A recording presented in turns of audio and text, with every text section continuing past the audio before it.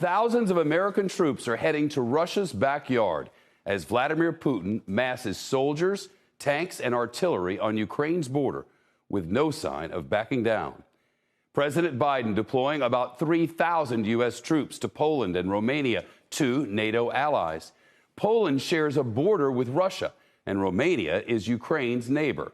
The White House says this is a defensive move to reassure our NATO partners that the U.S. has their back, no matter what Putin decides to do.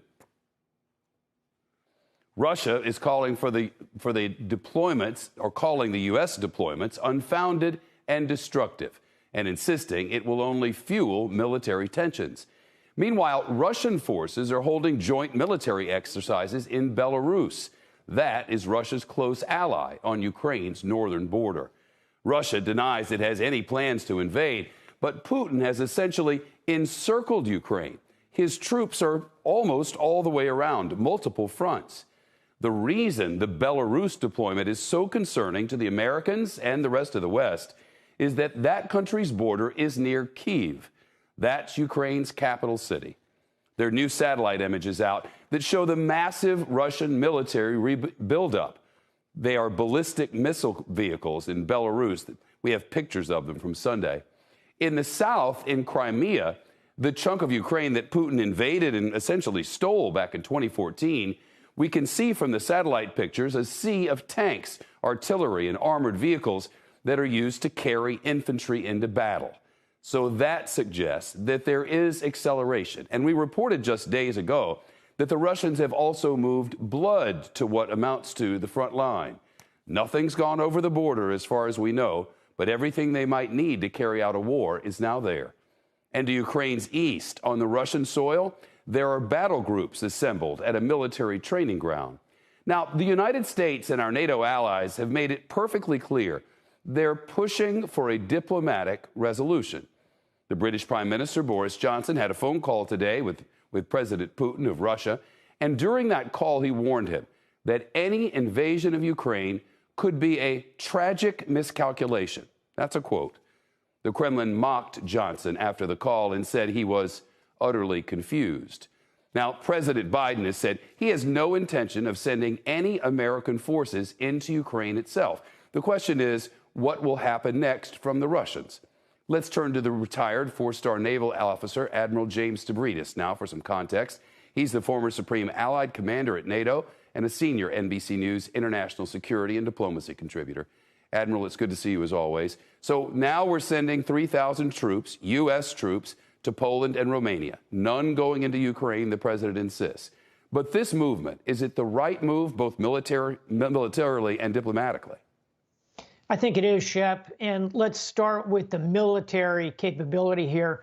These are not just sort of 3,000 random U.S. troops. These are from the legendary 18th Airborne Corps, our most heavily blooded unit in modern American history, came out of Afghanistan and Iraq. These are very highly trained combat troops. They'll connect with our allies' forces, with our own U.S. Army forces already stationed in Europe. And it's a means to show the Russians that we are very serious about defending NATO's borders. So it's about reassuring our NATO allies. I think it's an effective military and diplomatic move. But not provocative, such that it might push Putin to do something he might otherwise not do. Yeah, I think it's highly calibrated in that sense, Shep. And let's face it, you know, life is compared to what?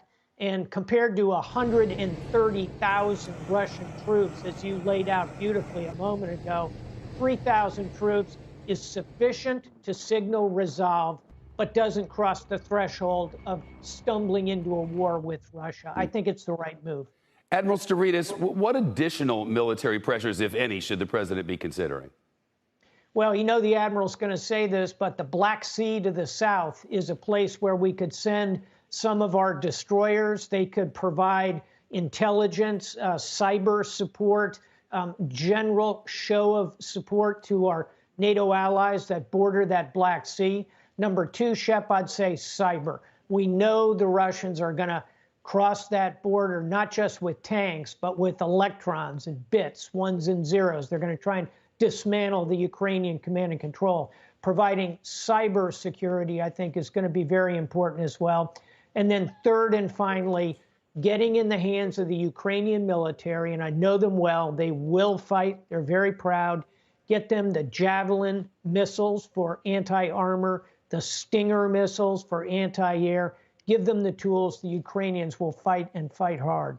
We talk about Putin invading, but there are a lot of different looks that an invasion can take on. That said, what would an invasion of any kind look like from a NATO perspective? From a NATO perspective, we're going to see first and foremost that cyber attack. Secondly, watch for Russian naval assets to complete that encirclement in the Black Sea.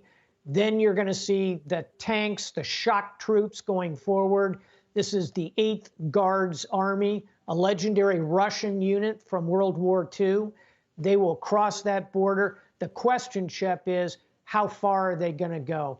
My bet, they stay in southeast Ukraine, where there's a lot of pro-Russian sentiment. Many ethnic Russians live in that area. The further to the west they push, the more concerned NATO is going to become. Concerned is one thing, but if they start knocking out power grids and making things difficult, either for the Ukrainians or potentially for others within NATO, you know, a strike on one is a strike on all. Is there a risk of escalation just in the cyber realm that could see an American city or a pipeline or an electric grid shut down?